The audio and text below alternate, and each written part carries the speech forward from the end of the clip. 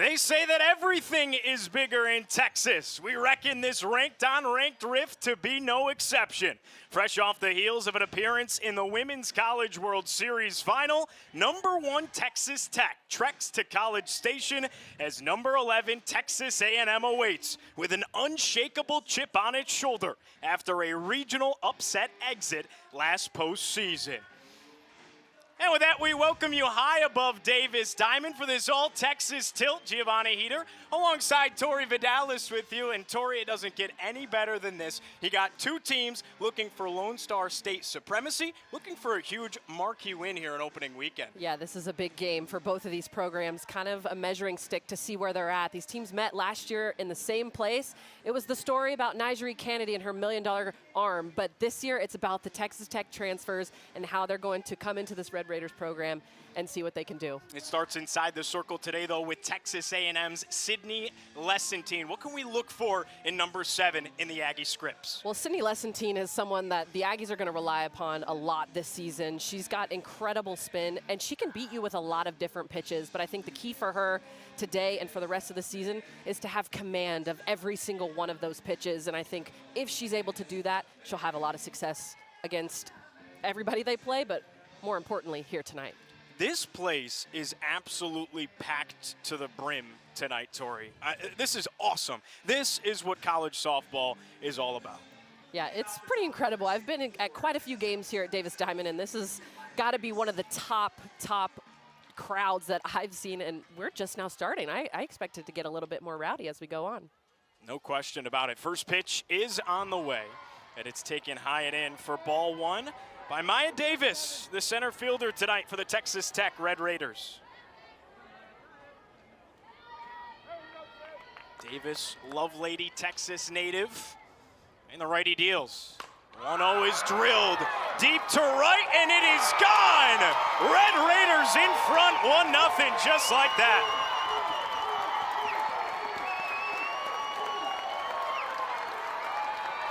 We're used to seeing Maya Davis's speed, but how about flashing a little power? Not to mention getting them going. First at bat of the game, up in the zone, able to just keep her barrel flat. Wow, what a swing. I love that we expect to see the speed, have her put it on the ground. She says, nah, I want to flash my power a little bit. I want to show you I got the juice too. We're talking about all these transfers that hit the long balls. Maya Davis wants a part of it. First home run of the season for Davis. And the Red Raiders wasting no time.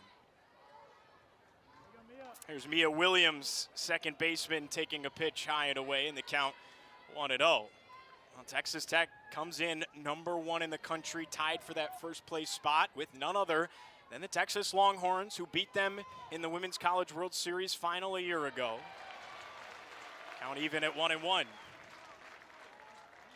Nothing like a leadoff home run to kind of punch you in the gut a little bit. I think for Sydney Lessentine, I mean, she's no stranger to the composure. If you remember her last season getting put in the Liberty game with the season on the line, bases loaded, 3-2 count, the situation that you prepare your entire life for, she was standing in that situation and was able to come out successful and get them back into the dugout. But now I'm curious how she's going to respond after that leadoff home run. Called a strike, count even now at 2-2. And Texas A&M talked about when we spoke with her preseason how much trust they have in Sydney Lessentine, right? And she's one of the younger members of this Aggies crew, but it's because of the difficult situation she's been put in. Yeah, I think you look back to last season, Lessentine, she got thrown out there probably a lot more than you would think she would as a freshman, and a lot of that comes down to having to split time. You can't rely on just one arm as much now in today's game as you were able to, you know, maybe 10 years ago, even 5 years ago. You're seeing that staff mentality develop, but then you also see how important that is. Like now, Sydney Lessentine is only a sophomore, but think about how much experience she has under her belt. She's made for the big moment, and she can keep that composure because of the situation she's already been in. Big moment right here early. Gives up the leadoff home run, now in a full count with Williams. Payoff pitch hit into the air. Deep to left field, tracking it back, and it's gone! Back-to-back jacks for Texas Tech. 2-0 Red Raiders.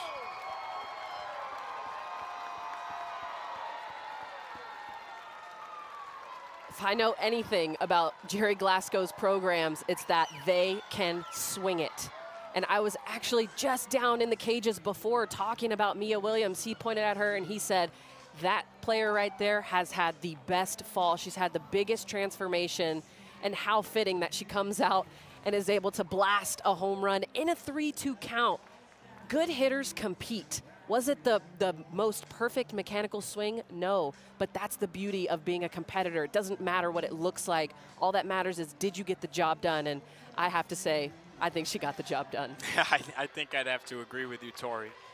Does it feel like some of the air has been sucked out of this place a little bit here in College Station? Oh, yeah. Everybody's holding their breath, I think, in the crowd. But you have to remember, there's a lot of game left. It's the top of the first, and if you're A&M, you want to prove that you can put those runs up on the board too. But first, you got to work on getting a few outs. Here's Taylor Panel.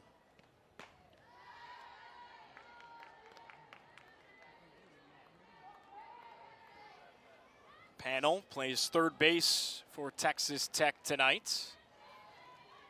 Hitting it at .455 already, has a home run and 3 RBI early on this season.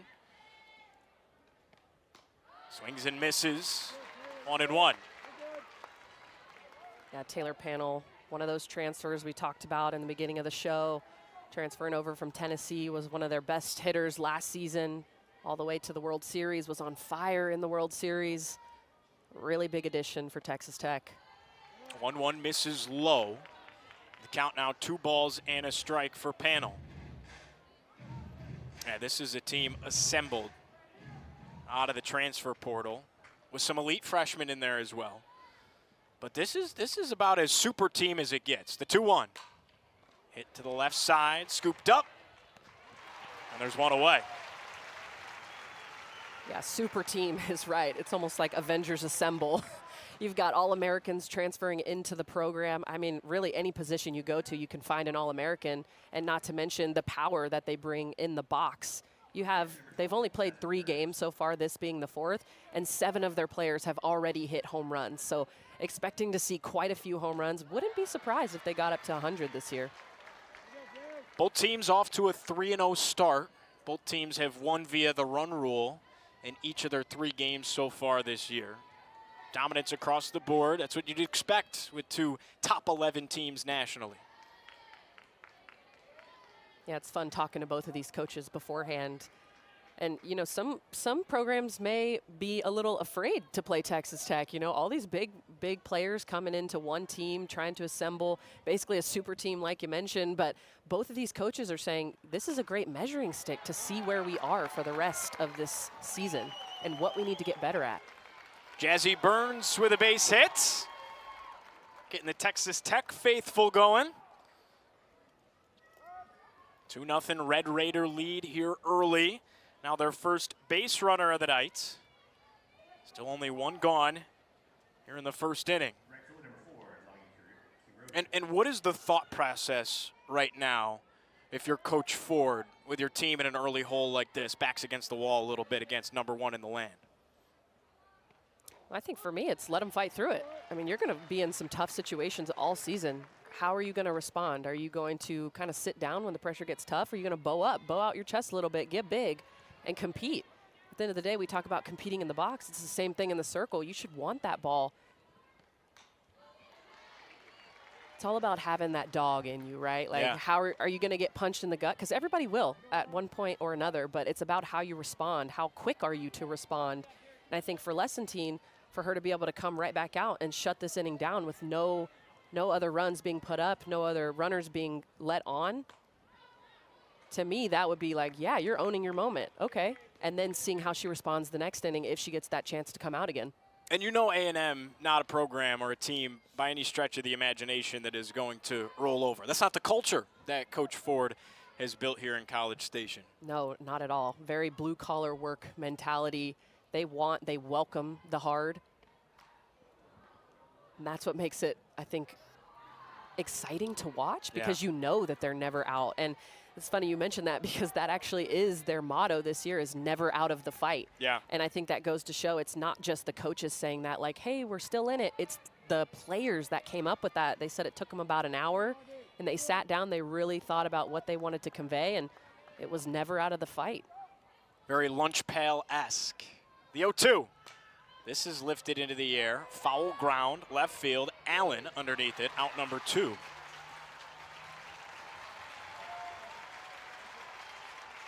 And now the Aggies getting into it as they can taste the offense around the corner here. Yeah, that's a big out. Paisley Allen, an infielder by trade, is out there in left field. They got a lot of talent for Texas A&M defense. But immediately out of the gate, I love that she's throwing that ball into the ground, knowing that it's going to get to second base a little bit faster than if she airmails it. First pitch called a strike in her half to Haley Toney, 0-1.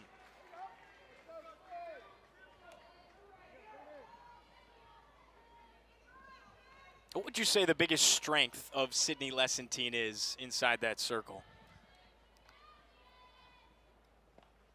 You know, I think for Lessentine, it's her ability to have a lot of A pitches, right? A-plus pitches. A lot of times pitchers will have 1, maybe 2, and Sydney Lessentine really can beat you with the kitchen sink, but for me, it's got to be the command. When her command is on and she's owning all of her pitches in different sequences, she's really tough to hit.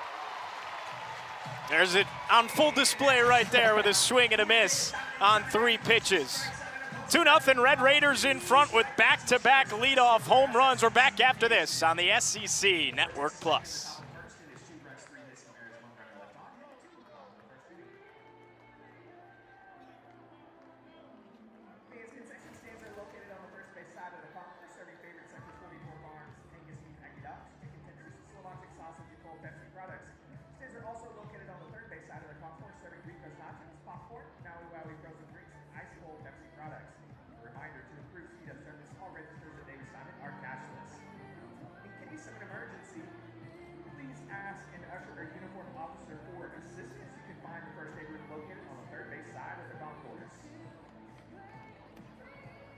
We want to encourage you to fill in the stands. You are welcome to fill in any unoccupied seats in any section other than the club and section 105.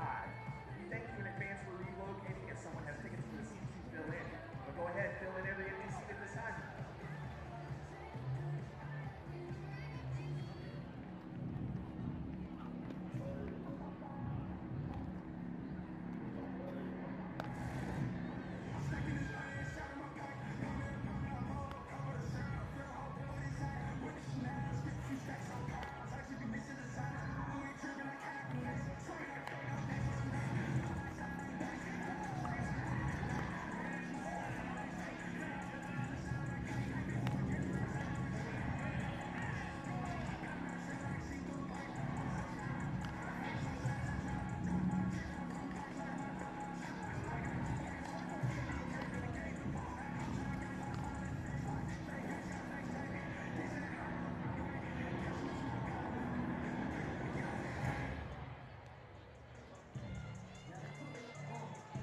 Two nothing Texas Tech in front of Texas A&M. We got a top 15 tilt in the Lone Star State.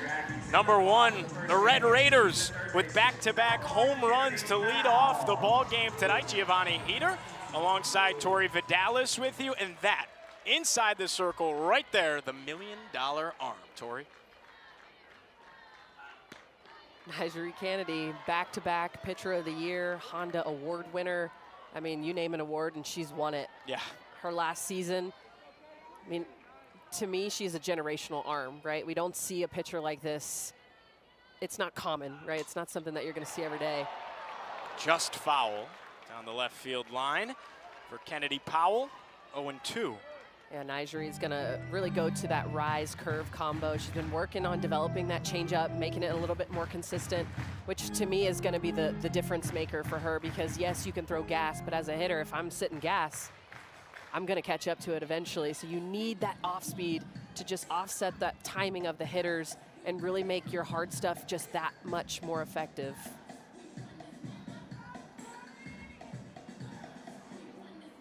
Early hole for Texas A&M here in front of a capacity crowd at Davis Diamond. Both teams off to 3-0 starts so far in 2026. These two met though last year. They're no strangers to each other either. Back in the day, old Big 12 rivals Oh, before yeah. A&M joined the SEC. Oh, yeah. I think it's really cool, though, too, that both of these teams met up last year in the same spot. And in talking to the coaches, talking about the mental battle of it as well. I mean, as an offense, you see Nigeri Kennedy out there. If you've got young players, inexperienced players on your team, they've kind of already lost the mental battle coming into it, being awestruck by an arm like Nigeri Kennedy. But now this Texas A&M team has seen Nigeri Kennedy last season and got a chance to be in the box against her. So they're feeling a little bit more confident in terms of mental game. Powell taps one up the middle for a leadoff base hit for A&M. That has to build the confidence a little bit, right? You got the $1 million arm in the circle, all the accolades listed, you hear the noise, and you start the game with a knock. I mean, especially after the crooked number that Tech was able to put up in that first inning, that's exactly what you want out of your leadoff hitter, is to just put something on the ground and use your legs. There's only 4 players on this current team that were on the team last year with A&M. Kennedy Powell, KP, as they call her, was one of those and was 0 for 3. So how about showing up on your first one back and getting a little base knock? Ariel Kowalewski looks at his strike. Transfer from the University of Florida. They call her AK around these parts. The 0-1. She looks at a strike on the heater, 0-2. AK 3 for 8 so far this year, a double and an RBI. Finally gets to play, right? Couldn't play last year or in the fall due to the transfer rules. The 0-2. Taps this one to the right side. A nice go to a knee type of a stop for Williams. One gone, runner advances. Kowalewski does her job. Wow, Gio, do you hear this crowd as Maya Perez walks up to the plate? You can feel the energy behind her. Might I add, the Hispanic music as well. I'm like, it's hitting close to home. But you can tell how big of a piece of a lineup that Maya Perez has been, not just this year, but the past few years, and the love that she's getting from the 12th man right now. As she should. 2026 preseason All-SEC, second team All-American last year, first team All-SEC a season ago. Already 5 for 8 with 2 homers and 4 RBI this year. And she takes a strike, bottom of the zone, 1-1. There's that changeup we were talking about earlier. Beautiful spot, keeping it at the knees. Again, that pitch is going to be the most important when you're talking about facing hitters as talented as Maya Perez. 1 ball, 1 strike, runner in scoring position. Here's the pitch. Fisted foul.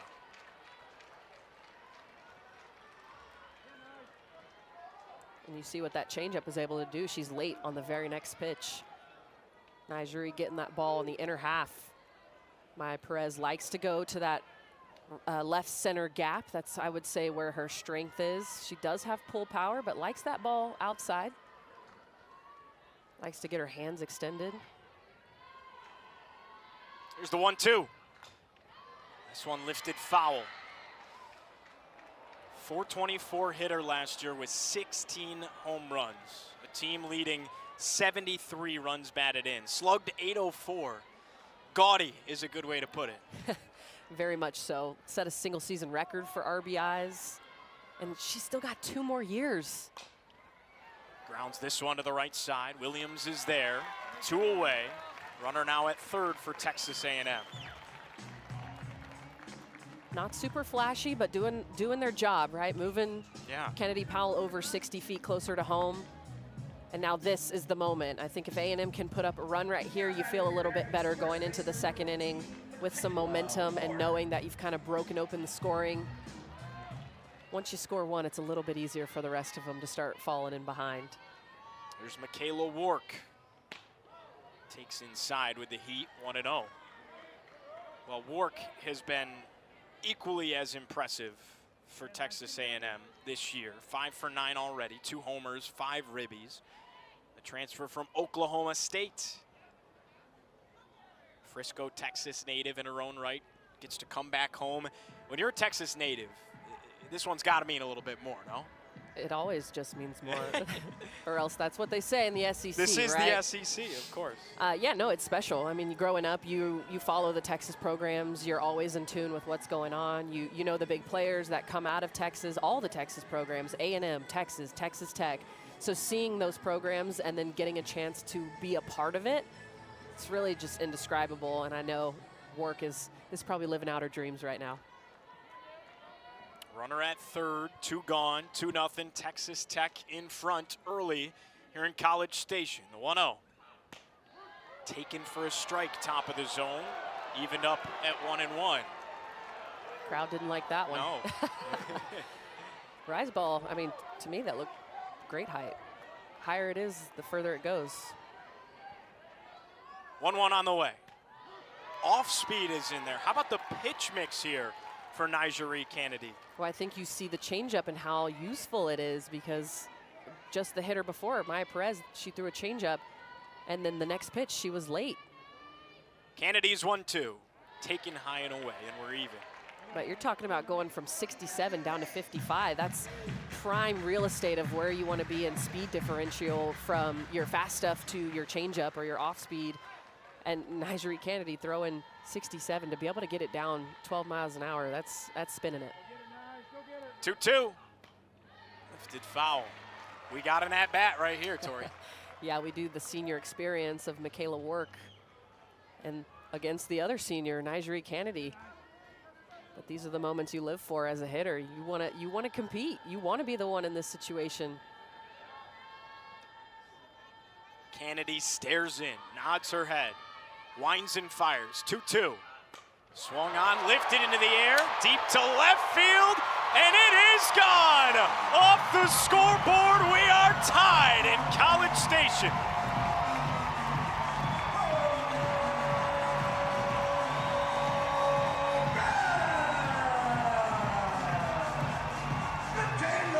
Talk about wanting to be the one. Michaela Work, she spits on the changeup and then demolishes the rise ball. I told you that first one looked like a good height. The higher it is, the further it goes.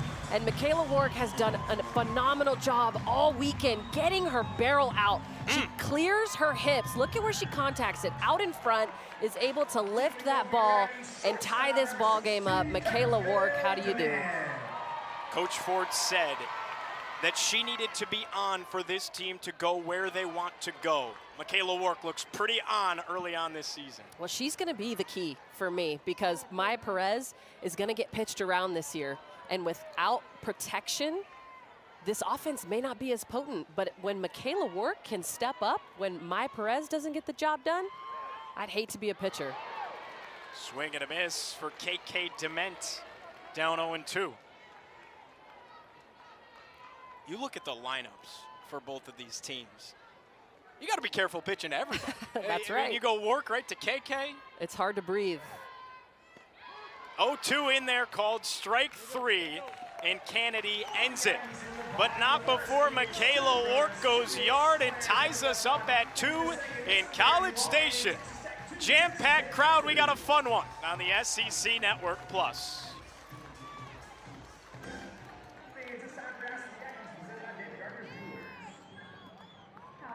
I'm Lexi from David Gardner's Jewelers, and I would like to ask the Aggies, what Olympic sport would you most like to try? All those sound really dangerous. But bobsledding sounds fun. Bobsledding? Like that. Hey, I want to do the skiers where they're flying in the air. I would say figure skating. That looks pretty hard. But also, like, I don't know, is hockey like a winner? I don't know. I probably wouldn't survive hockey. But ice hockey would be fine. But I think the three of us should join in pro. I think the speed skating, I don't know like the official name for it, but like where they like stride out. It's pretty cool. But I would still like that when you like go on the board and like you do flips and stuff. The board? Snowboarding? That's what, is that a, yeah, no, like height, yeah. Snowboarding, is that what? I would just, I've always wanted to try snowboarding, but I could never because it's like illegal. And I would get hurt. I would say skiing, because it looks funny to go really fast. Figure skating.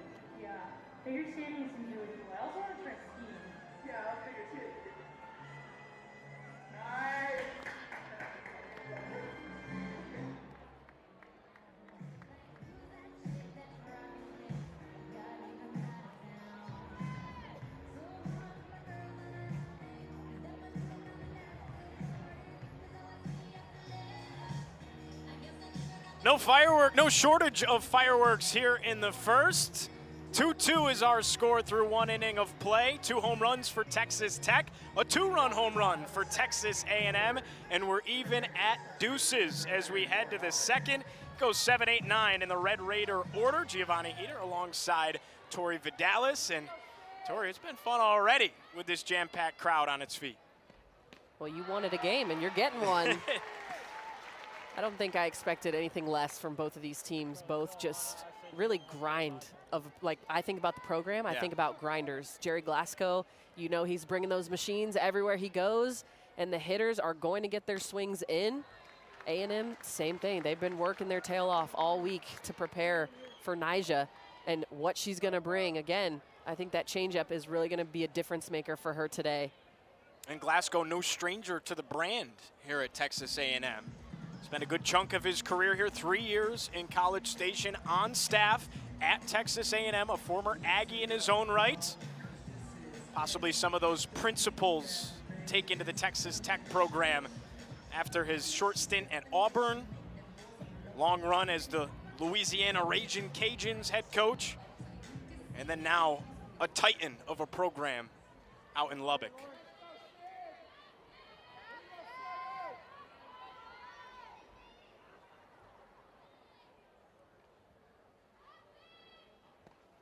Allred sends one to right, and it's a nice diving snatch by Edwards for out number 1. How about that? The Gold Glover showing it off. It may be at a different position. Talon Edwards won a Gold Glove at third base last year at Oklahoma State, transfers into Texas A&M, slides over to second base. And how about this? Getting used to those angles, but I think she's got them down. Yeah, I don't think there's much of a learning curve there for Talon Edwards. And Coach talked about the unselfishness of Edwards to come in and say, look, I just want to win. I will do whatever you want, even if that means moving from your Gold Glove spot at third base to play second. And echoing that, Powell at third for Texas A&M said, look, bring in the competition. I want the best brought out of me. And now you have stars across the board on defense. Yeah, I think it says a lot about the maturity of Talon Edwards and Kennedy Powell as well, to want to be pushed and to want the competition for yourself. Like, you get 4 years at a university, sometimes 5, right? Nowadays, you can get like 7. We're not going to knock it. Yeah. But I think you want to be your best at this level, and you want to get to that top peak, pinnacle, whatever you want to call it, of your ability, not on someone else's timeline, on your own. So the fact that she is welcoming that competition, and then how about winning the spot, right? Yeah. She stays put at third base. That's huge, but also for Talon Edwards to take one for the team and be like, hey, I want to win, and I want to do whatever I need to do. That, to me, is playing your role. Your role could be a starter at second base. Your role could be a player off the bench, first one out to run. Or like we saw in one of the games earlier this weekend, finding out that someone was leaving early at second base. Like, that is just as important as somebody who's out on the field every single day, because it takes everyone. It indeed takes everybody. 8-hole hitter Caitlin Terry up for the first time tonight. Transfer from UCLA, first year with the Texas Tech program. 2-2. Tapped off the shin foul. Stays alive at 2-2. So far this year as a hitter, 3 for 5, a double and a pair of RBI.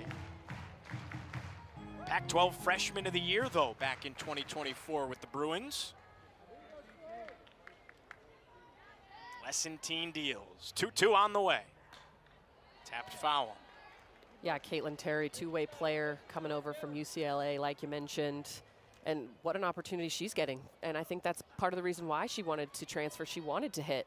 And how cool is it that she's getting an opportunity not just to pitch, but we had her in left field on the starting lineup. So how cool is it that you're seeing her get to show all of her abilities, not just in the circle? This one gets through for a base hit, and Terry has a single. And that right there is exactly why she should be hitting. I mean, for a pitcher, it's so funny. We try to categorize them, right? Oh, she's just a pitcher. Right. She's just a hitter. But she's an athlete. That's exactly what she is. And I love seeing pitchers who can get in there and rake. And that's a hot shot off the barrel of Terry going the opposite way. If you can hit it the opposite way with that much power, to me, I'll call you a hitter every day of the week. And the Red Raiders have a lot of those, actually. A ton of two-way players that can hit and pitch on this roster. Alana Johnson fists one to the left side. Underneath it is Powell, 2 gone. Yeah, when I think about Jerry Glasgow, what I know about him is he wants people who can swing the bat. He doesn't care what position you play. Same thing for Nigeri Kennedy. She was a pitcher well known at Stanford, didn't get to hit as much, transfers over to Texas Tech, and she said, I want to hit. And he said, okay, well, if you have what it takes, I'll put you in the lineup. And then last year, she leads them in home runs. So I'm sure they're glad to be welcoming some more power this year with a lot of those transfers. We talked about Taylor Panel. We talked about, well, we haven't talked about her yet, but Longi Quiroga.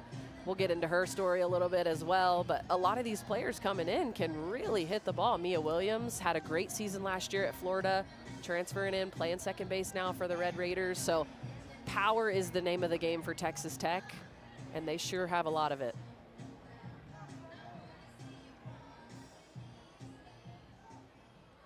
Center fielder number 42, Maya Davis. Maya Davis digs in from the left side for Texas Tech. We flip back to the top of the order for the first time this evening. Runner on first, 2 gone, Lessentine deals. Pitch misses in, 1-0. Well, Davis led off this game with a solo blast on a line drive over the right field fence. Trying to pick up where she left off in this 2-2 tie. 1-0. Tapped foul.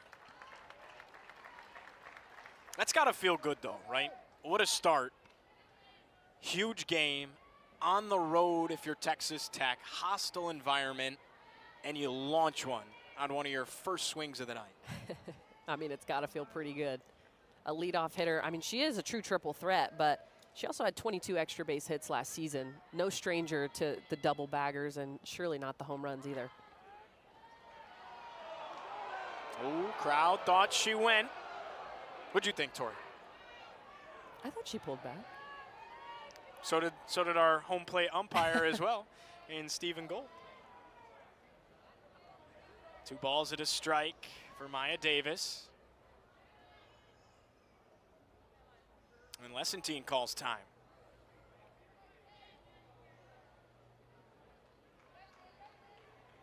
Feels like this could be a big spot early here. Kind of kill some of the Texas Tech offensive momentum with an out, the 2-1. This is low. 3 balls and a strike. I think Lessentine's done a really nice job of settling in because you had fireworks early, back-to-back homers, plus a base hit from Jazzy Burns, and then she eased into it, and now she's getting the outs. There's a strike in the zone, and we're full once again. Second time tonight for Lessentine with a full count. Yeah, I think when I think about Lessentine, I think about her composure. She never lets the moment get too big, and she always finds a way to recenter herself, which I think is what makes her so good, and I think can take her a really long way, not just in this conference, but in this game altogether. Payoff pitch, hit through the right side for a base hit. Terry dives back to second, in there safely. First and second, 2 gone for the Red Raiders here in the second inning. That's a 2-for-2 night already for Maya Davis. And I keep thinking about the hitters for Texas Tech and just how they're able to get to so many different pitches. And when I think about what their training has looked like all fall, look at who they're facing in inter squads, right? They're facing the #1 arm in the country, Nigeri Kennedy, for the last 2-3 years. Also Caitlin Terry, who's also a lefty who can spin it. So they've seen a little bit of everything. They've seen the hard from the right. They've seen the hard from the left. Sure. They've also got Chloe Riasetto, who can more of a spinny, crafty type pitcher. So they are prepared. They have been working this offseason. 0-1 misses down and away, evens it up for Mia Williams, who also went yard in her first at-bat tonight. Back-to-back leadoff homers for Texas Tech. Here's the 1-1. Taps this one to the left side. Tough play for Dementz, and they're able to make it. Out number 3, and they leave 2 on. Even at 2 as we head to the bottom of the second here in College Station. Number 1, Texas Tech. Number 11, Texas A&M on ESPN+. Fans, at this time, please direct your attention to the video for a very special presentation. Monty L. Davis, class of 77, with the highest honor bestowed upon a former student of Texas A&M University, the Distinguished Alumnus Award, in recognition of your professional achievements, service to society, and Texas A&M, and your exemplary representation of our core values of excellence, integrity, leadership, loyalty, respect, and selfless service. Signed, Tommy Williams, class of 78, interim president. The ruling on the field was the runner was out at third base. Garner III, class of 79, president and CEO of the Association of Former Students.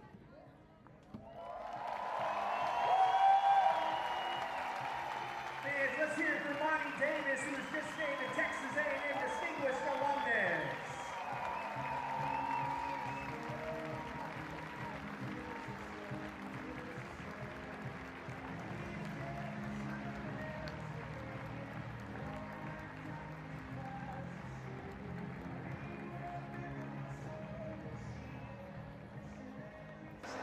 The ruling on the field was the runner was out at third base. This is the Texas Tech challenge. The play's under review.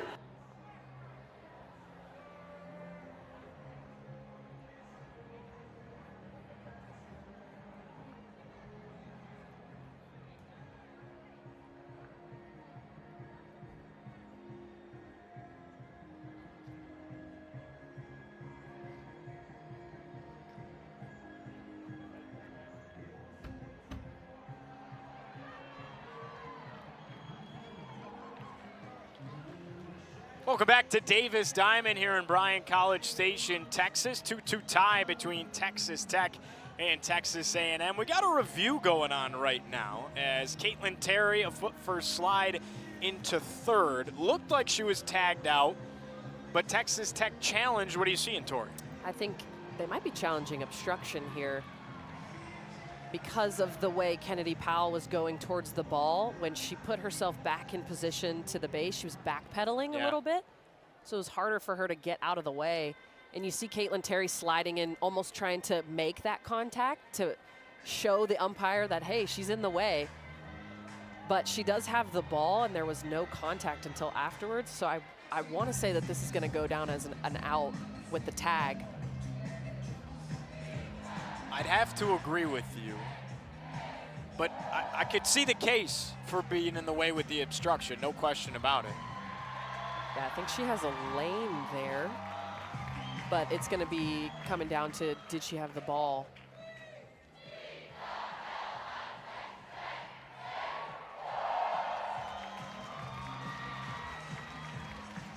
How about the atmosphere here? Sometimes it's best to just let the crowd do the talking for you. We've got some fans leading some yells on top of the dugout, getting the crowd involved. Again, great crowd here tonight. We have a little surprise After guest. review, the ruling on the field Head stands. The football runner's coach. out. This is the first Texas Tech challenge of the ball game. There's one remaining. There's Mike Elko, head football coach here in Aggieland. After year 2 taking this team to the college football playoff, I think it's safe to say the A&M's got their guy. Absolutely, and I think it's really cool to see all the coaches here at Texas A&M, how close they've all become and how much they rely on one another in terms of talking about leadership, talking about how to manage a team, talking about life, right? Yeah. They are living a lot of the same experiences as head coaches and also at the same university. A lot of support from within the coaching department for one another. How cool is it that Mike Elko is just hanging out on a Saturday night watching some softball? I think it's special to a place like this. There are a few places across the country where things like that happen, and the coaches across the athletic department are so in unison and deliver the same message and care so deeply about the community that they're in. And I think that says a lot about what Texas A&M is all about. And Coach Ford talked about it right preseason. She said it really starts with the head football coach at the top of the athletic department being the one to set the precedent. And Mike Elko's been credited by her for doing just that. Yeah, the 12th man is really important to all of the coaches, but I think when you talk about a football coach who has a lot going on, not just the football side of it, but all of the stuff on the backside that we don't get to see, Right. but still takes time out of his day to come and support the other programs. It means a lot to not just the coaches, but how cool is it as a player to get to see the head football coach of Texas A&M just hanging out, watching your game. I think it means a lot to the players, the fans, the university as a whole. It's a special community indeed. Well, we've had home runs early tonight, no shortage of early dramatics, and this was the one for Texas A&M to tie it up, even us up. Michaela Wark got a hold of this thing. Yeah, we talked about that rise ball from Nigeri Kennedy, how important it is to be able to get your barrel out, and Michaela Wark does just that, gets that foot, loads. Beautiful swing path, beautiful velocity. That one was a no-doubter. You see a shot of the howdy hat on the home run. Talon Edwards first up, 6, 7, 8 in the order for Texas A&M. Edwards, another transfer piece for Texas A&M. We talked about how unselfish she was, moving from third to second. She takes down and gets hit by the pitch, a free base.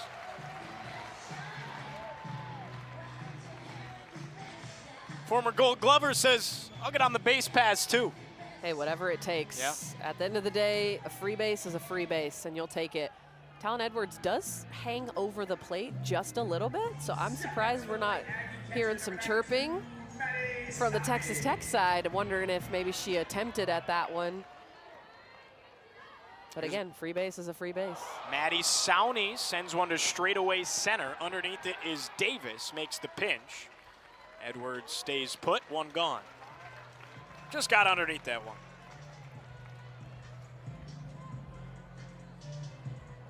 So here's Paisley Allen, the left fielder. Allen up for the first time tonight. 2 for 6 so far this year with 3 RBI and a home run. Righty on righty. Off speed misses high. Yeah, Paisley Allen showing off her power a little bit earlier this weekend. Hit the first home run of the season in her first at bat in the maroon and white. 1-0. Pulls back on the bunt, but looks at a strike, and we're even at 1-1. And what's funny is it came right after a showing of a bunt. She pulled back and then hit one out to the deepest part of the field. Coaches say she has sneaky power, someone who's really athletic, fast. Not going to see a ton of home run numbers, but she's got the juice. Took a big hack at that one down and in, and it's 1-2.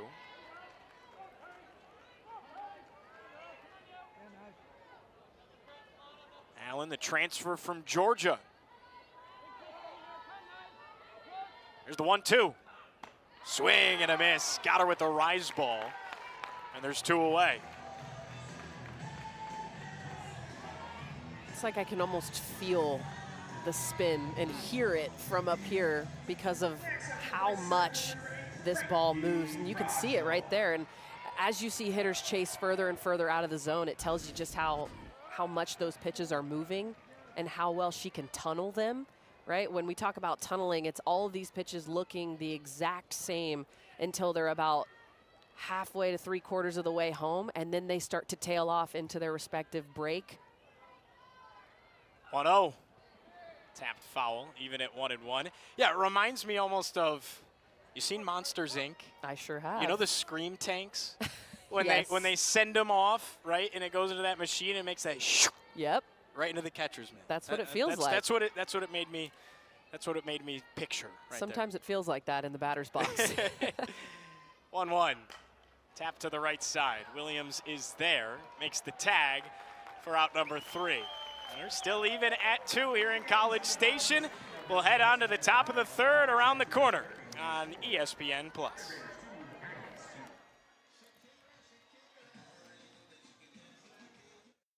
Alright fans, it's time to play Mystery Singer presented by Raising Cane's. We are joined by Caleb. We're going to see 2 mystery singers from the Aggie softball team who will have to correctly guess who they are. If they're able to guess the mystery singer, they will walk away with a prize courtesy of Raising Cane's. Alright, let's see our mystery singers.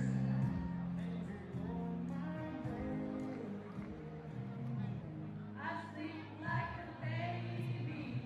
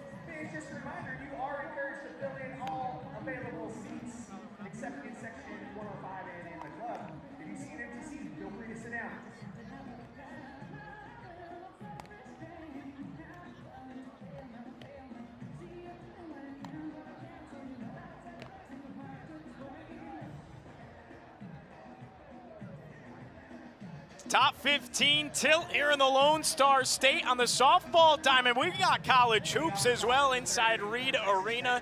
Huge opportunity, a blackout tonight for Texas A&M men's basketball. They host the defending national champions, the Florida Gators. SEC play is in full swing. A battle for the top spot in the Southeastern Conference. It's 7:30. You can find it on ESPN right after we're done hanging out with you right here from Davis Diamond. And I'm sure all the people here filling these seats are going to head right across the street and fill those seats. It's that kind of a special night in College Station, Tori.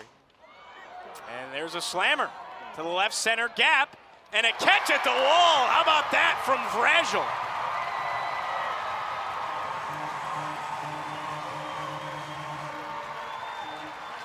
You see Taylor Pennell kind of shrug her shoulders and say, well, what can you do? And she's right, because this is just a phenomenal catch by Frankie Vragel out in center field.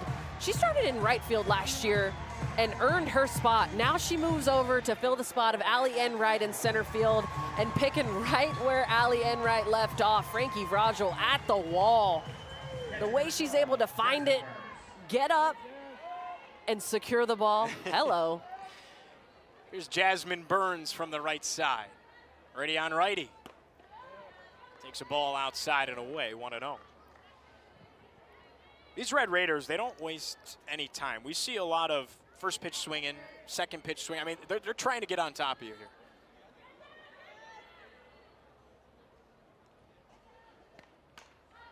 I think as a hitter, a lot of times the best pitch you're going to get is the first one.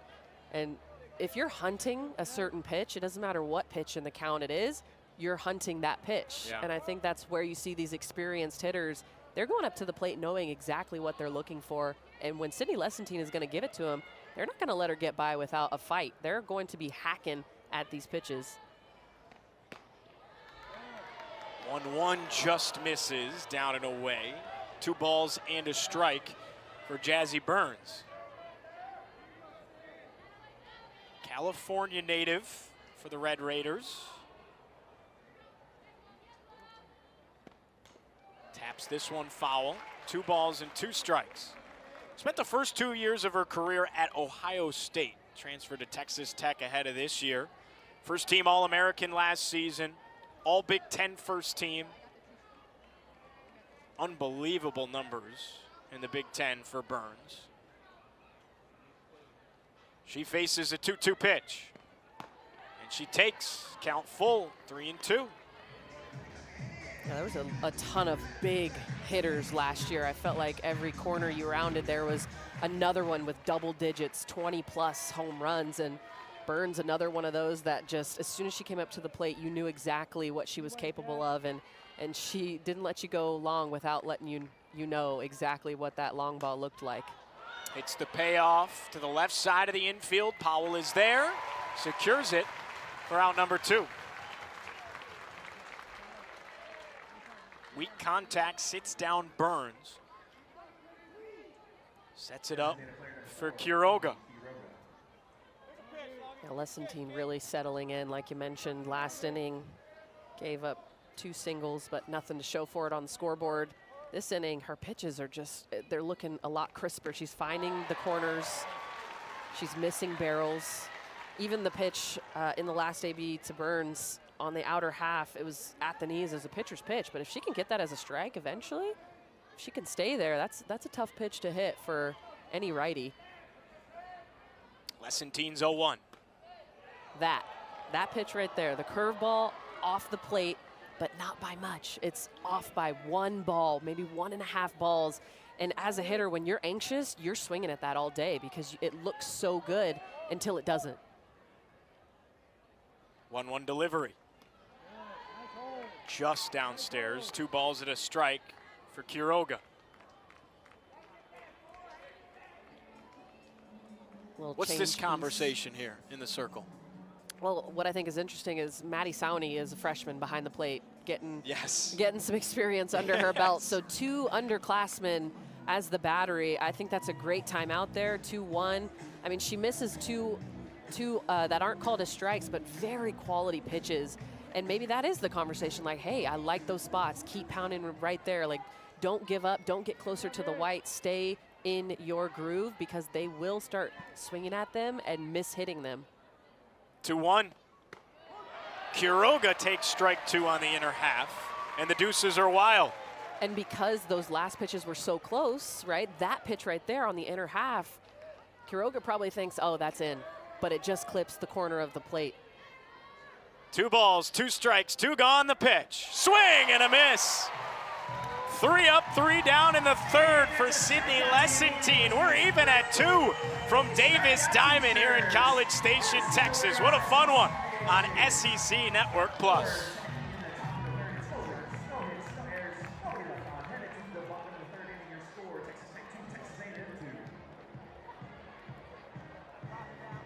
You can listen to every pitch of the Aggie softball season, both home and away on Philly 1550 AM. You can also take the Aggies with you wherever you go with live streaming audio on the 12-man mobile app.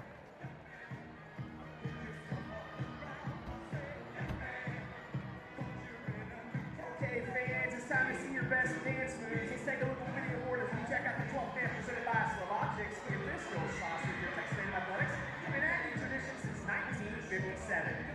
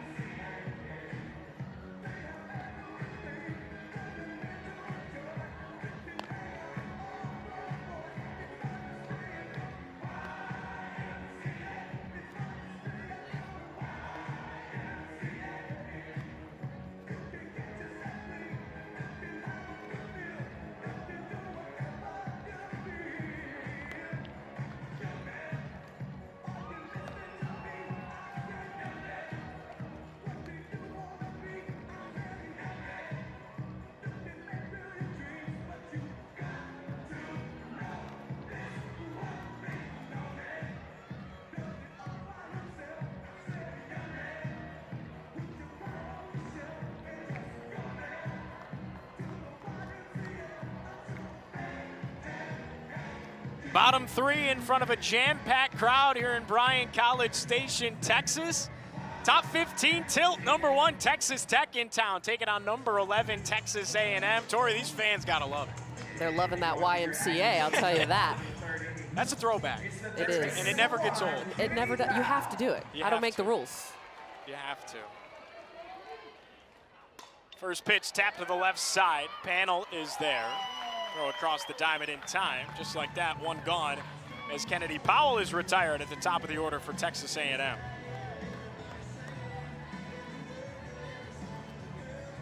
So it brings up Ariel Kowalewski, grounded out to second her first time up. 5 hits for Texas Tech, 2 hits for Texas A&M, but we are even in the runs column. First pitch, hit to the left side. Terry is there, backs up for the catch. 2 gone on 2 pitches.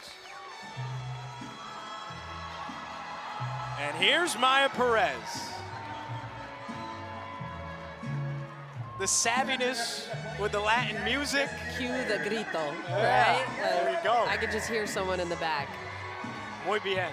Right, claro, claro.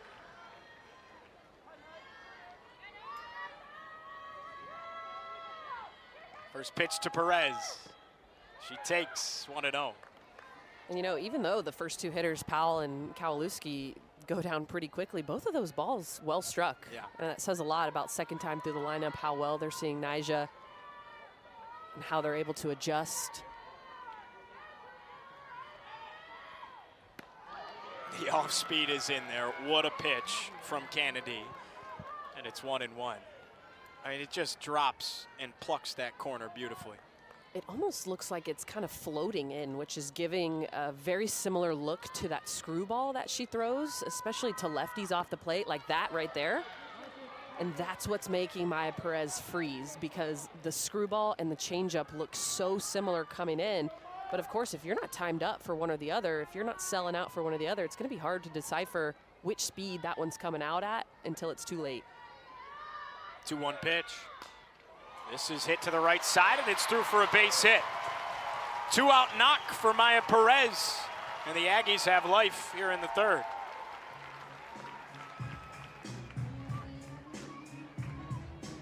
Maya Perez, she's so strong. She gets handcuffed on that pitch and is still able to get it through the dirt into the green. Past Mia Williams, a very solid defender at second base, but Maya Perez, too strong. Here's Michaela Wark, the 2-run homer to tie us in the first.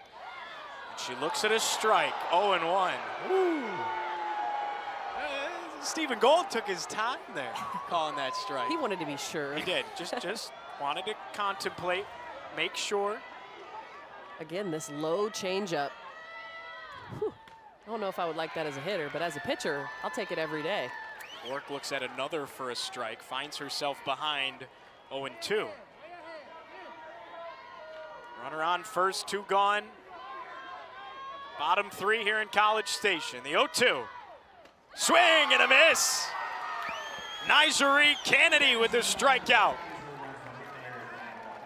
1 runner strands for Texas A&M. We're even at 2 as we head to the top of the 4th. It's time for the Whataburger off to the races. Our 3 contestants tonight are Braxton representing Whataburger, Robert representing Fries, and Esteban representing the Honey Butter Chicken Biscuit. The rules are very simple. We're going to watch as these famous Whataburger items race. The contestant that is representing the winning item will walk away with some Whataburger swag. It's time to get racing.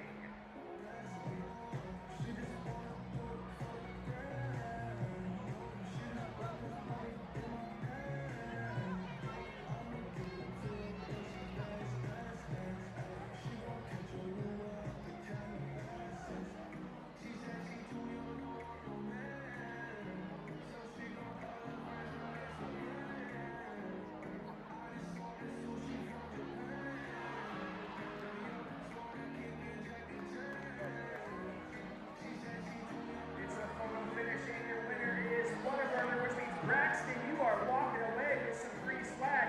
It's all brought to you by Whataburger, proud to serve hungry Aggies 24 hours a day.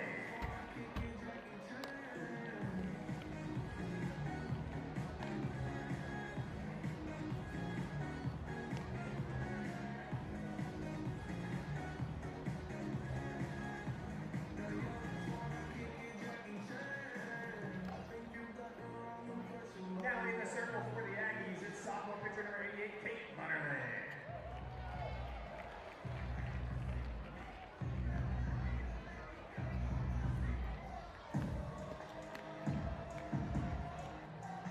New pitcher inside the circle for Texas A&M. Kate Munnerlyn takes the ball. Goes 6, 7, 8 in the order for Texas Tech. So Lessentine is out, Munnerlyn is in. What is the strategy here, Tori? Well, I think really to keep these hitters off balance, you don't want to give them too many looks at the same pitcher. I think A&M's going to try to mix it up here tonight, give them a couple different looks, but this look, Kate Munnerlyn coming from the left side, going to be very spinny. She relies a lot on that changeup. Honestly, it's a plus changeup. It is nasty. She needs to take a shower afterwards because it's just gross. And she's definitely got her hands full here. Fly ball to the right side. Underneath it, Edwards makes the play. 1 gone on the first pitch. The reason she has her hands full because the #1 team in the country has some of the most explosive bats in the country, and it's no coincidence as to why, Tori. Yeah, Jerry Glasgow, if you know him, you know he loves his machines, and he will travel with them, as he did here. Drove the machines from Lubbock all the way here to College Station. Another one hit off the hands, left side. KK Dement is there. 2 pitches, 2 gone. Kate Munnerlyn making quick work of these Red Raiders. And both in the air, getting handcuffed, getting onto them. I think you see the difference in the righty, spinny Sydney Lessentine, and now coming from the other side, Kate Munnerlyn shows you how much spin, how much just nastiness you can put on it as a lefty. Especially that lefty-lefty matchup is so difficult. You don't see many lefty pitchers, and when you do, it's the ball's hidden for a really long time until it isn't. It gets on you pretty quick. Coach called Munnerlyn a free spirit. Here's the 1-0. Taken for a strike at the knees, even at 1-1. So she goes with the rise, the drop, the curve, and the change. But this past offseason, she added the off-speed this year. Coach thinks it could be her next level type of a pitch. The 1-1. Called a strike, outer half, 1-2. Yeah, the key for that changeup is just to keep it low, because once you throw it, quite often hitters start picking up on it and then they start sitting on it. And if you leave it too high, it'll get out of here quick, fast, and in a hurry. Munnerlyn deals 1-2. Down and out, 2-2. If you miss, I want that miss, right? I Yeah. want one that's bouncing in front of the plate, something that's going to get those hitters on their front foot, maybe out of their legs. Terry already with a well-hit base hit today. The 2-2. Taken inner half for strike 3. Quick work for Munnerlyn. 3 up, 3 down in the 4th. Bottom 4 after this, even at 2. A top 15 tilt in the Lone Star State. Kate Munnerlyn, we talked about the changeup, but get in there. She said, that's my plate. On base, you're headed to the bottom of the 4th. Your score, Texas Tech 2, Texas A&M 2.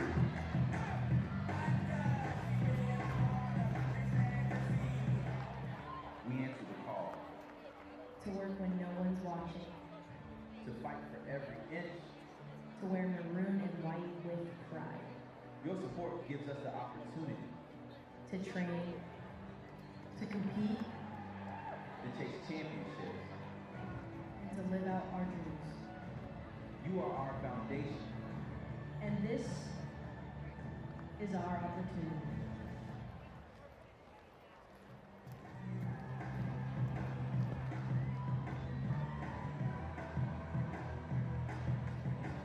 Thanks to Memorial Hermann for their partnership and support of Aggie Softball. Memorial Hermann, the official healthcare provider of Texas A&M Athletics.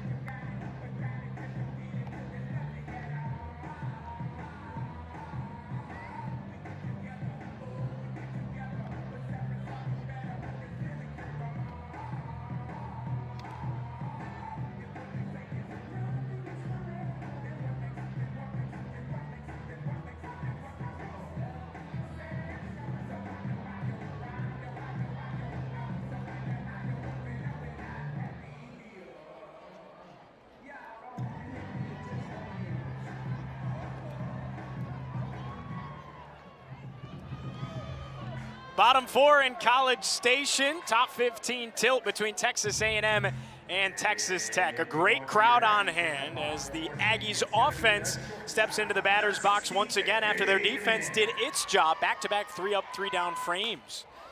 As Dement sends one to shallow center field. Davis underneath it makes the pinch. 1 gone on the first pitch. Yeah, this crowd is definitely giving postseason vibes. Even along the outfield, you see fans just lined up, bringing their chairs. We got a grill out there in center field. It's like a regional. Yeah, it's fun when everyone gets involved, and you can tell the 12th man is bought in. Oh, that's beyond a grill. That's a smoker right Hey, there. Let me get a burger. First pitch taken high for Talon Edwards. I wonder how long that thing's been going. Unless they're using it as a grill, that's a smoker. They could be slow cooking some meat Texas style out there. Hey, listen, brisket, pulled Yeah, pork, that's what I'm saying. I don't discriminate. 1-0 called the strikeout or half, 1-1. That was probably what I was most excited about besides the weather. Moving to Texas recently was the barbecue. And the fact that there's not 1.5 feet of snow on the ground. It's 80 and sunny today in College Station. 1-1, hit on the ground right side. Williams is there. 2 away. We definitely got lucky with the weather this weekend. It's been beautiful here in College Station. Just passed a little bit of a freeze to our standards, Yeah. but definitely not yours. But it's a beautiful night here. Wind's just barely blowing. Nice sunset we've got. Beautiful sunset. What a view here. First pitch to the freshman. She takes low, 1-0. Can enough be said about the maturity and poise of Maddie Sowney behind the plate? Freshman for this team playing in such a big game, and nothing has phased her yet. Taps this one to the left side. Panel makes a tough play, and it's there for out number 3. So a 3 up, 3 down frame for Texas Tech to respond defensively, and we speed on through to the 5th. 2-2, we're even between Texas Tech and Texas A&M. Fans, limited edition Texas A&M I usually try to not talk. Exclusively available at Texas A&M Athletic Events. A reminder, souvenir cups are good only for the game in which they are purchased, and they're not allowed upon re-entry to another athletics venue.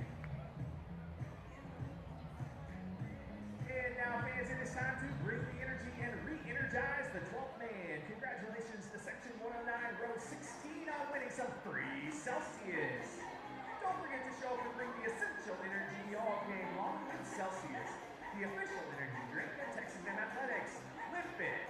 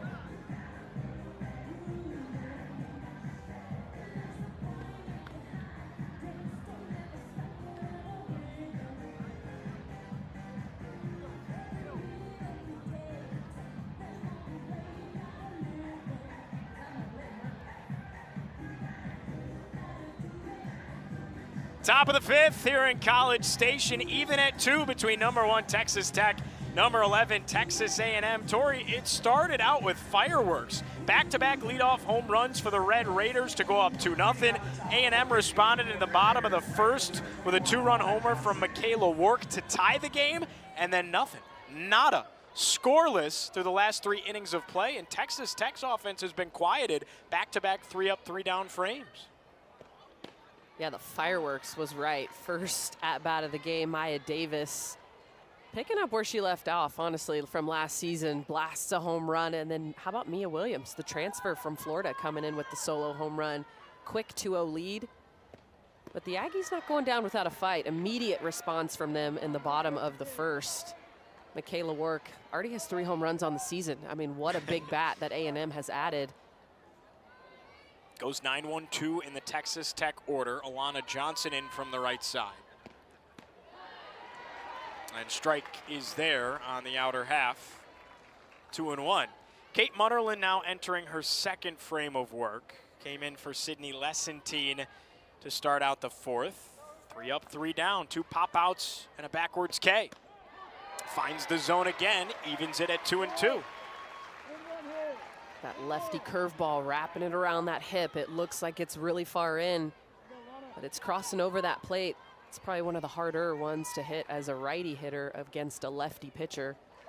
2-2, just low. Full count, 3-2. It's the first full count for Kate Munnerlyn tonight. I want to see the confidence in that changeup. I think she goes changeup here, 3-2. Payoff pitch. Back to the curve. High and in. Last night, Kate Munnerlyn had a career high 8 strikeouts, really relied on that changeup, but was throwing it. She threw it in a 3-0 count to open the game, and then continued throughout the game, getting hitters in 0-2, 1-2 counts, really flashing that changeup. She has the confidence to throw it in any count. Payoff again, tapped foul. Johnson gets the bat in front of it to stay alive. She goes to it again there, but a little bit too high. I think if she could keep it right at the knees like we saw from her last inning, it becomes a lot more dangerous, a lot more deceptive to hitters. Johnson 0 for 1 tonight. The payoff again. Swing and a miss. Munnerlyn's got 2 Ks back-to-back dating back to the 4th. 1 gone in the 5th. I think that's a cheer from Trisha Ford. It's cheering her on. Kate Munnerlyn goes to the rise ball on the outer half. I like that sequence there. Goes in, goes slow, and then goes back out. Davis taps one to the right side. tips off the mitt of Wark. There's no play. And for the third time today, Maya Davis is aboard. Probably an error? Absolutely. As a first baseman, you got to know how far you are away from that base. And to me, that's a play that Talon Edwards can make every day of the week and twice on Saturday. So if you're Michaela Wark, you need to take one hard step. If you have to reach any further and get outside of your legs, that immediately becomes Talon Edwards' ball, and you hightail it back to the base to make sure you're there for the throw.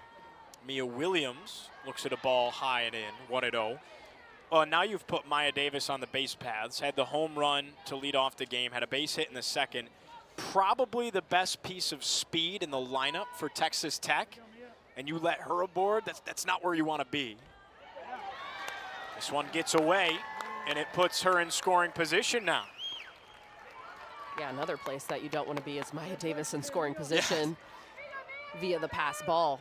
I wanted to see the matchup there to see if Davis would go and see the arm of Maddie Sawney behind the plate. Coaching staff said she threw out every runner this fall, but I don't know if A&M has a runner like Maya Davis. I don't think many teams do. 2-0 from Munnerlyn. This is swung on, line drive, down for a base hit, and it's through into the gap, rolling to the wall. Davis scoring with ease. A stand-up Mia Williams RBI double.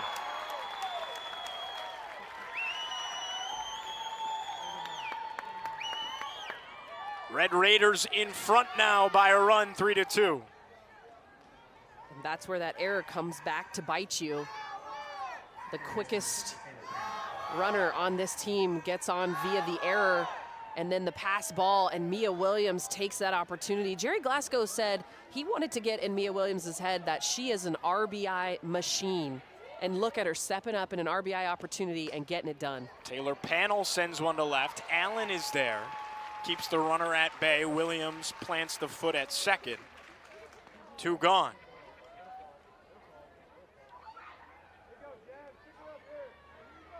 And this sets the table nicely for Jazzy Burns. Unbelievable at Ohio State last year, but it looks like Coach Ford possibly going to make a change in the circle here.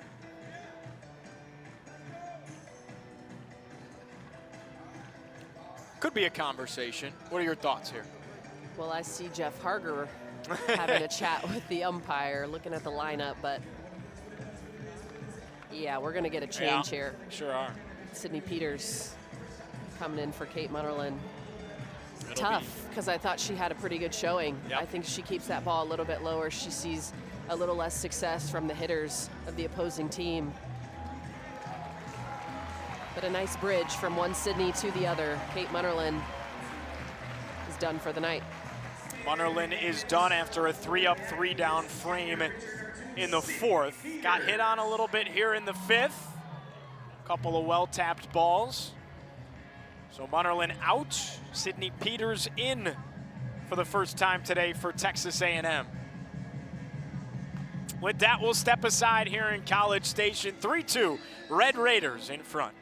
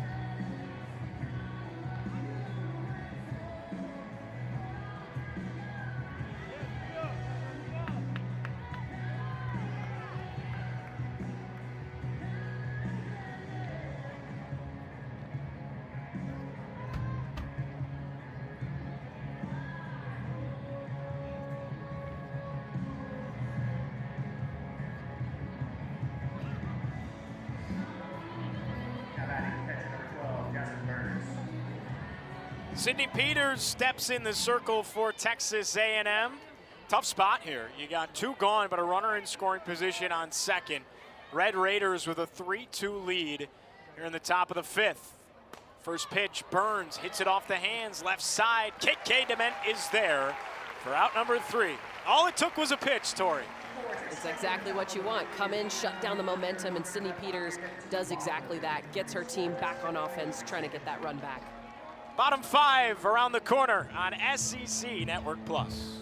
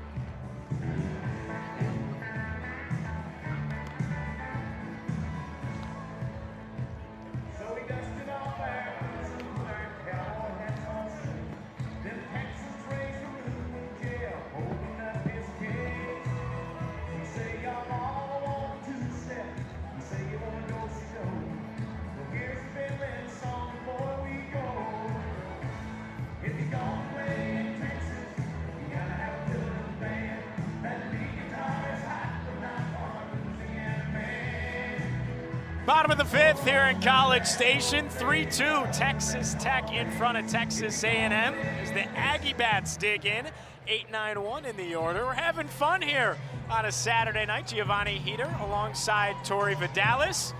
Tori, this place is packed, top 15 tilt. How about this? Yeah, it's been a phenomenal night so far, and the action is following. We had a heck of a first inning, 4 runs up on the board, 2 per team. Then Texas Tech getting another one in the top of the 5th. Here's a bunt, and it's no problem for the Red Raiders defense. Kennedy makes the play. PFP, PFP. We love a pitcher that can defend their position, especially as a first baseman myself. Throw it as hard as you can, but just throw it at the chest. A 1-3 if you're keeping it at home. Absolutely, and we sure are up here in the booth, aren't we? Vrajel. First pitch called a strike, bottom of the zone, 0-1. Bottom of the order here for Texas A&M. Frankie Vrajel is 0 for 1 today with a ground out to second. 0-1 pitch. Taps this one, slow roller, staying fair, and it's a hit. Boy, you would have thought that was a grand slam with how loud it just got here at Davis Diamond. Shows you that base runners are at a premium for A&M, and really for both teams. Anytime you get a runner on, there's a chance to get him around, but Frankie Vrajel with the barrel control there, deadening that ball in front of home plate. She's one that I've been impressed by this year. I could see the difference from last year being her freshman year to this year, and the confidence she has as she steps in the box. Back to the top of the order with Kennedy Powell. First pitch. Powell takes a strike. Outer half, 0-1. Kennedy Powell 1 for 2 today. Base hit in the first. She would come around to score on Michaela Wark's 2-run homer. Kennedy, the 0-1. Swing and a miss. Oh my goodness, what a pitch. You see Kennedy Powell selling out for that pitch right there because of the one before it. Again, we talk about the tunneling of that screwball and the changeup to a lefty. That is really hard to decipher. You see Kennedy Powell just way out in front. I wouldn't be surprised if she goes here again. Taps this one back up the middle. Kennedy there, throw to second. Say it with me. PFP. PFP. That's what I'm talking about. You catch on quick. Nyjah Kennedy, I love the feet there. A comebacker immediately knows where she's going with that ball. You got so much to think about as a pitcher. Where am I going with my sequence? Where do I need to hit this pitch? What did that hitter do the last time? The fact that you immediately get that ball, zero hesitation, feet underneath you, good shuffle, solid throw. You have to love it if you're the defense. Yes, no question about it. First pitch taken high and away by Kowalewski. She is 0 for 2 today. Looking to get Ariel Kowalewski going a little bit. An impressive bat early on this season. Came into tonight 3 for 8. Hitless this evening. 1-0 misses, 2-0.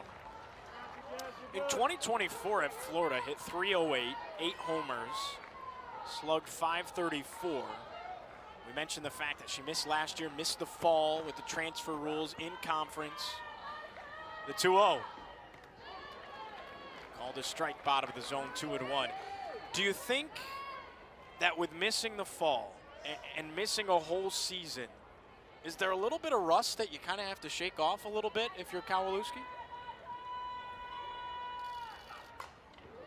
I think yes and no, right? She's been with the team practicing every single day. So you take everything a student athlete does, Kowalewski was right there with them. The only thing that she didn't get to do is this right here, put on this uniform and step in the box in an official recorded game. So she's been doing the work. I think now is just the time that she's able to finally let it shine. 2 balls, 2 strikes, 2 gone the pitch. She swings, hits it to the gap, right center field, and there to make the catch is Davis for out number 3. Kowalewski gave it a little bit of a ride, got the crowd on its feet, but to no avail. Red Raiders, number 1 in the land, stay in front by a run. Top 6 after this.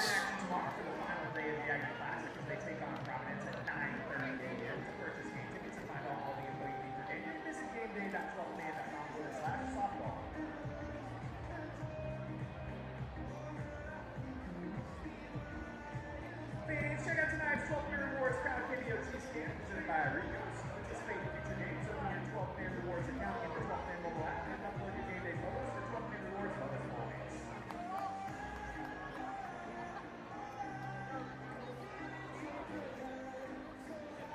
Fans, if it feels like Davis Diamond is full, it's because it is. You set an attendance record, all-time #1 attendance, 2,880. Most ever at Davis Diamond. Hey, fans in the outfield, we see you. Thank you so much for showing up for tonight's game.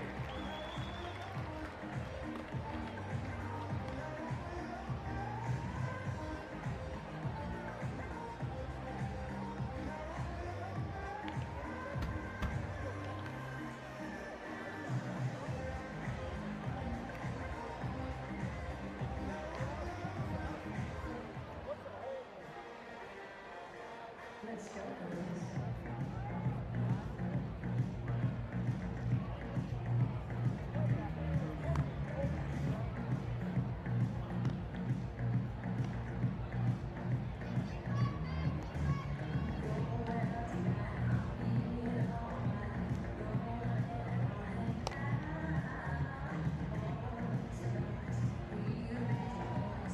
Top 6 in College Station, and we got an attendance record at Davis Diamond, 2,880 Aggies and some Red Raiders sprinkled in as well for this top 15 tilt between number 1 Texas Tech, number 11 Texas A&M.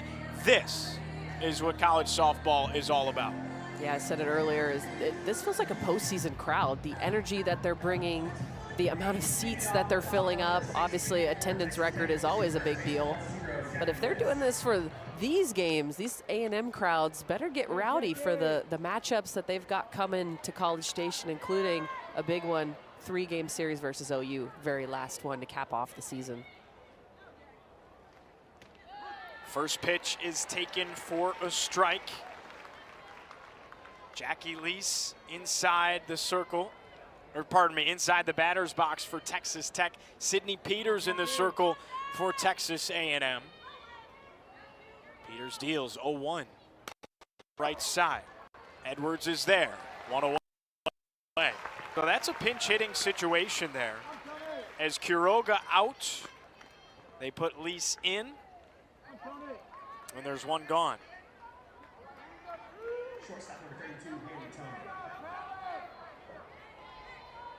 Here's Haley Tony from the left side. Sydney Peters, second year with the program for Texas A&M. She hurls. This is outside 1-0. transferred in last year from Washington. So far this year in 7 innings of work, 14 strikeouts. Just 1 walk as well. What a ratio early on.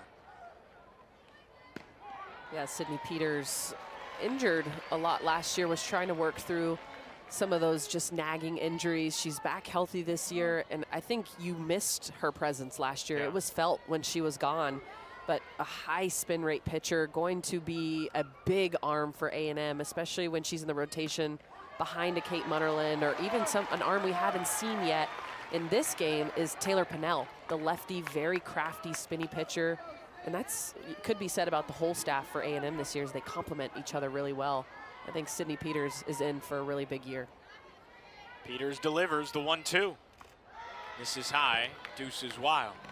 Yeah, last year, to your point, when she was in there, when she was healthy, a team best 1.75 ERA. Had 43 strikeouts, just 10 walks, opposing batting average at 221, but only got 36 innings of work altogether. 2-2 brought home. Swing and a foul tip, and it's a strikeout. 2 gone.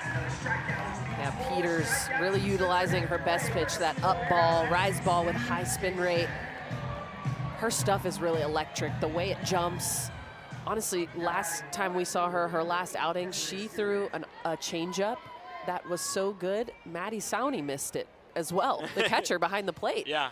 And me and Will Johnson, who was on that game, we kind of looked at each other in shock because it was so dirty and it just fell off the table.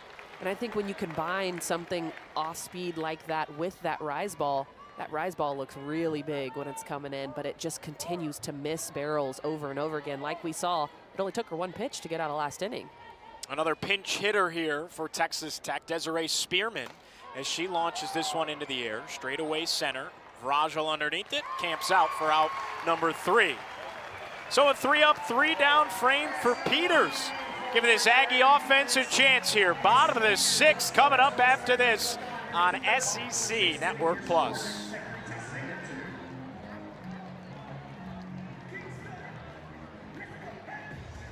Fans, thanks for following Aggie Softball on Facebook, X, and Instagram to stay up to date with everything going on with the team. Follow at Aggie Softball on X and Instagram, or at Facebook.com/Aggie Softball.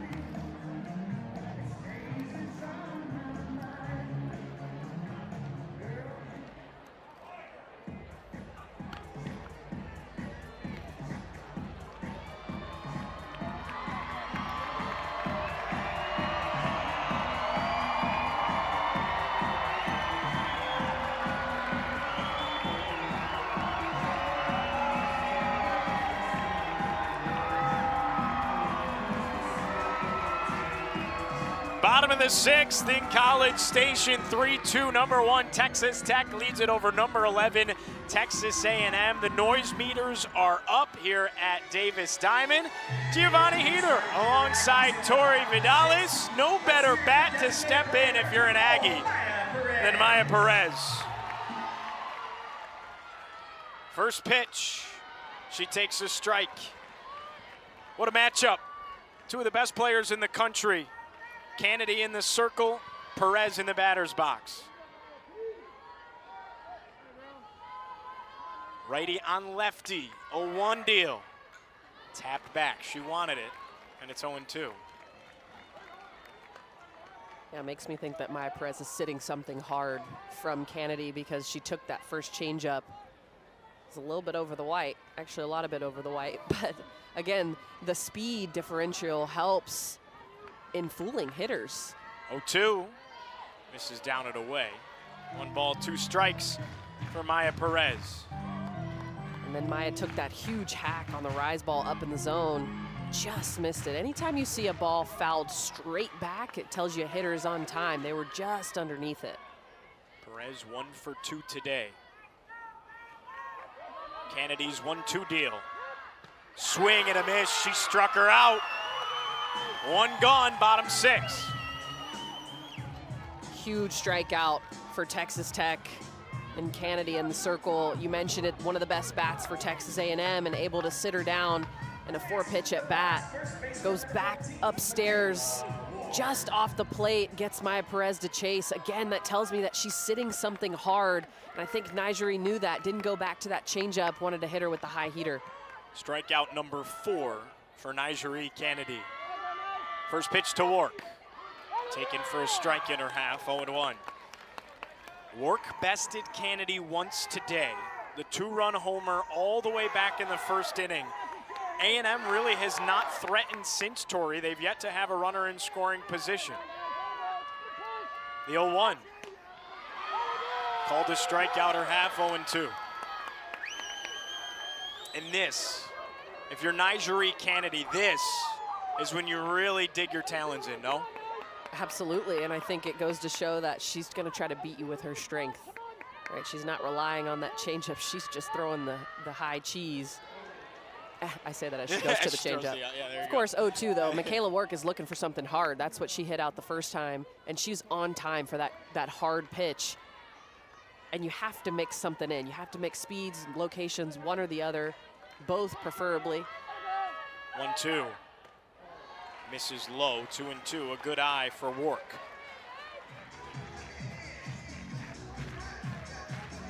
You can feel the pressure being applied here if you're Texas A&M's offense. Only so many chances left with 1 gone, bottom of the 6th. The 2-2, tapped foul. And this, if you're A&M, this is the best spot of your lineup here. Perez, Wark, KK Dement. It's kind of the heart of the order for the Aggies. Yeah, absolutely. If there's a place that you want to score, it's got to be here, especially because if you can put a run up on the board, you're going into the 7th thinking, okay, we've got this under control. All we need is 1 more. Right now, it feels like you're chasing after that run. Kennedy shakes no, nods yes, winds and fires. 2-2, misses upstairs, and the count is full. Rarely tonight have we seen Nigeri Kennedy in a full count. She's been attacking that zone. She hasn't had to go to a full count. It shows you she respects Wark. She knows she can't get it too close to that white. Payoff pitch, swung on, hit into the air, shallow right. Quiroga is there, makes the pinch, out number 2. It's actually Johnson out there we got a switch. in right field. Yes. But Wark, it's a good pitch to attack. I like the idea there, just gets underneath it. But again, that's what that good spin does, is it makes that ball miss that barrel over and over again. I will say, Texas A&M has done a great job against a historically rise ball pitcher of getting the ball on the ground. 8 ground outs compared to only 5 flyouts. KK Dement hits it off the hands, flares it shallow left. Underneath it, Tony, the shortstop, makes the grab for out number 3. Kennedy, 3 up, 3 down dominance in the bottom of the 6th. We roll top 7 here in College Station.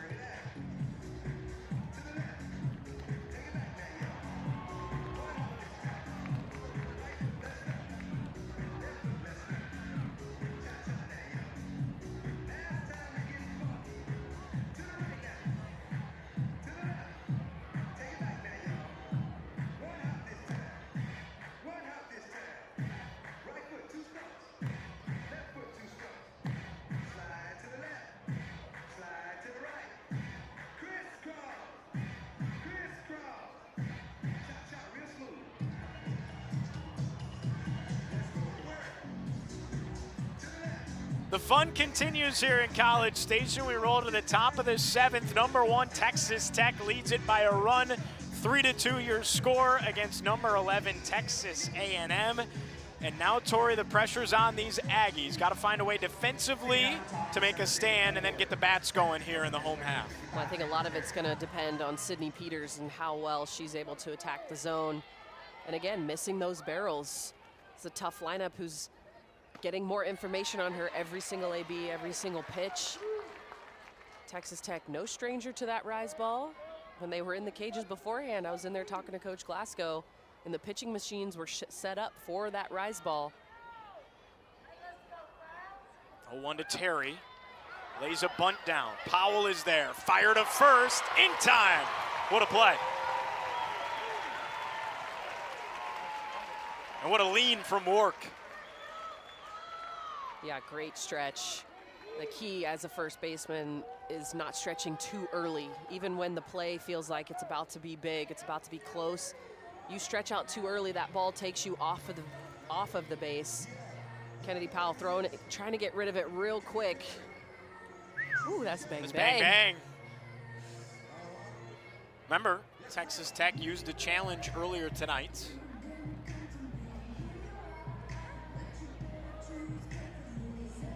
I think now we'll get to see Nigeri Kennedy swinging the stick. So Alana Johnson is out, being pinch hit for by Nigeri Kennedy.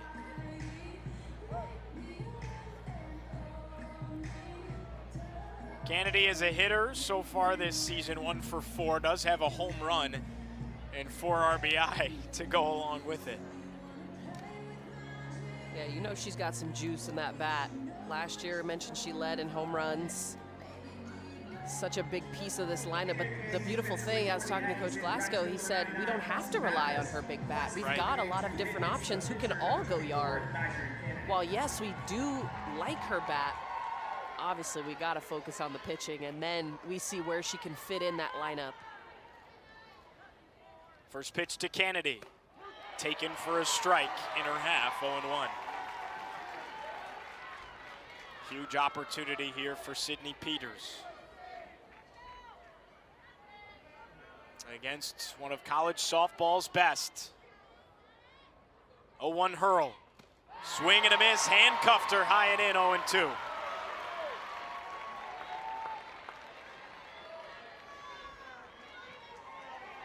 Yeah, you notice how far off the plate Nyjah is standing as well. That back foot is almost touching the line. Strike 3 on the inner half. 3 pitches, 2 gone. Top 7 in College Station. Yeah, Sydney Peters said, so what? I'm gonna spin it, put it on a corner. You can just see, especially in that slow-mo, how much that ball is spinning. The revolutions, she can get up to the 2000s when you talk about spin rate, and that is elite of the elite. Maya Davis, a wave and a miss, 0-1. Davis, remember, the leadoff home run in the first, the base hit in the second, aboard with an error in the 5th, and blazing speed on the base paths. Peters delivers. Tapped foul, she's ahead 0-2.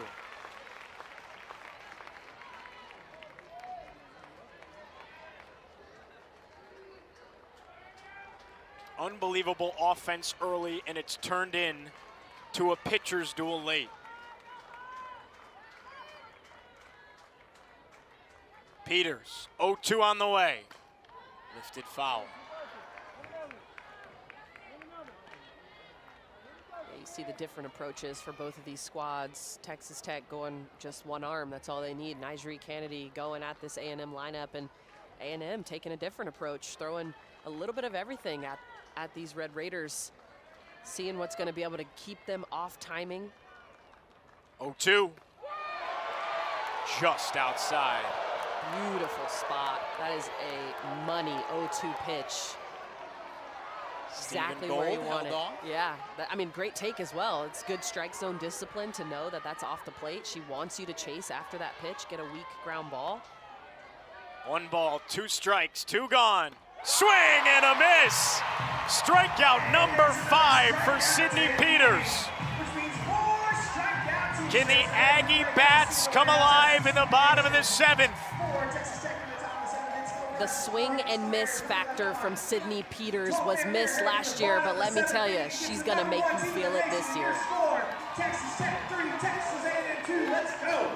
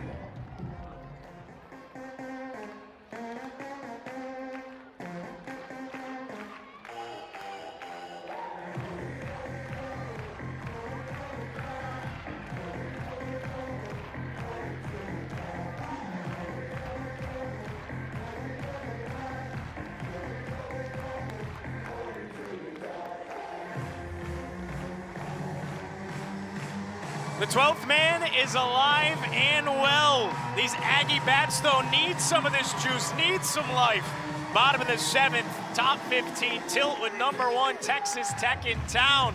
We got a good one. Can the Aggies get things going offensively, Tori? It's now or never. It's time to put up or shut up. 7th inning, the time is now. You say you're never out of the fight? Well, we want to see it. Show us. The 12th man trying to will this A&M offense. Talon Edwards, the transfer. Looks at his strike, bottom of the zone, 0-1. We mentioned it. Early on, offensive explosion. 2 runs for each team in the first, with the long balls being a big part of it. Here's the 0-1. Tap to the left side, Tony is there, 1 gone. But ever since, except 1 run in the 5th, ever since, it's been quite the pitcher's duel. Peters doing what she can for A&M, and Kennedy all the way throughout for the Red Raiders. Next in the box, the catcher number 92, Maddie Sowney. Here's the freshman, Maddie Sowney, 0 for 2 today. First pitch to the righty. She swings, flares it, and a diving stop made by Williams for out number 2. Kennedy making quick work of these Aggies. How about the defense helping her out as well? Yeah. Defense was a little bit of a question mark last year. They had their times, they would show flashes of greatness. And I think adding these transfer players to this infield, Mia Williams, Taylor Panel at third base, it's just added to this already great team, a team that ended the season in the national championship game, didn't come away with the title, but they came away with the experience, and now they just continue to add more pieces and more pieces. Pinch hitter here, Dee Baldwin in for A&M. First pitch, flown foul into the seats. Down to their last gasp here with 2 gone, nobody on. 0-1 count. Baldwin ice cold, but A&M has yet to threat, no runners in scoring position since the first inning.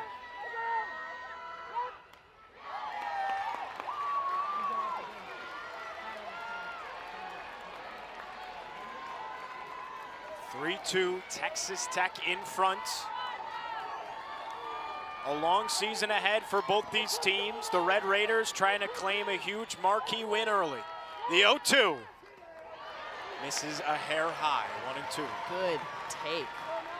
That is tough to come into a game cold, right? Yes, you've been running in between innings, but your eyes are cold. They haven't seen a pitch, and to be able to take that when in a very anxious moment. The 1-2. This is down and away, 2-2. Another great take. It's so hard to stay calm in these moments as a hitter.